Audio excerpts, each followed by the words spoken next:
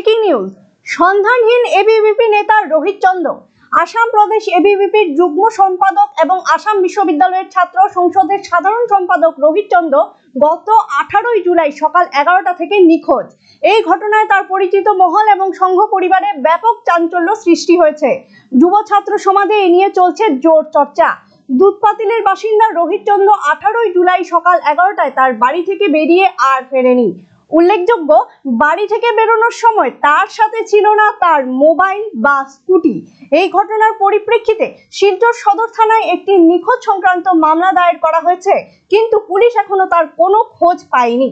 বাল্যকাল থেকেই রোহিত চন্দ সংঘ পরিবারের সঙ্গে যুক্ত এবং এবিভিপির একজন সক্রিয় সদস্য। তার নিখোঁজ হওয়ার খবর ছড়িয়ে পড়তেই ছাত্র সংগঠন এবিভিপি সহ সমগ্র সংঘ পরিবারে উদ্বেগ সৃষ্টি হয়েছে। রোহিত চন্দ সম্পর্কে কেউ কোনো তথ্য পেয়ে থাকলে 6901665390 অথবা 6001424735 নম্বরে যোগাযোগ করতে পারেন। নিউজটি লাইক, কমেন্ট এবং শেয়ার করে অবশ্যই ভুলবেন না। সাথে সাথে নর্থ ইস্ট আপডেটের ফেসবুক পেজটিকেও লাইক করবেন এবং নর্থ ইস্ট আপডেটের ইউটিউব পেজটিকে সাবস্ক্রাইব করা ভুলবেন না। দেখতে থাকুন নর্থ ইস্ট আপডেট, নির্ভীক, নিরপেক্ষ, নিরন্তর।